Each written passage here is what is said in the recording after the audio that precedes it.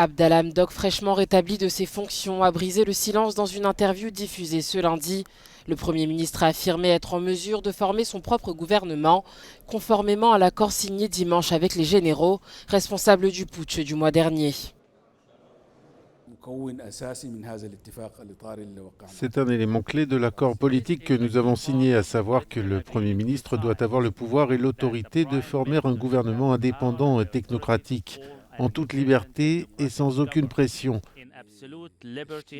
C'est pour cela que cet accord a été signé.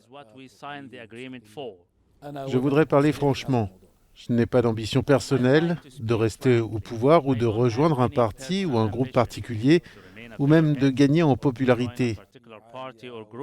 Je ne suis motivé que par la responsabilité qui pèse sur mes épaules. Je suis guidé uniquement par les ambitions et les espoirs du peuple soudanais. Au Soudan, l'accord est loin de faire l'unanimité après des semaines de manifestations violentes en faveur d'un pouvoir civil. Le peuple dans sa majorité dit être déçu. Certains espèrent qu'Abdallah Hamdok saura les sortir de la crise.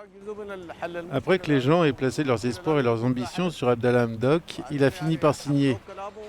Nous sommes en réalité choqués, mais Hamdok va tomber et la rue finira par donner son opinion. L'accord fait partie de la résolution du problème car celui-ci a besoin d'une solution.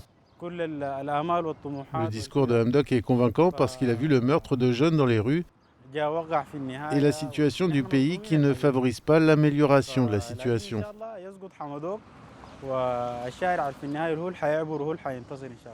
Lors de la signature de l'accord dimanche, le Premier ministre annonçait que mettre fin à l'effusion de sang était son principal objectif.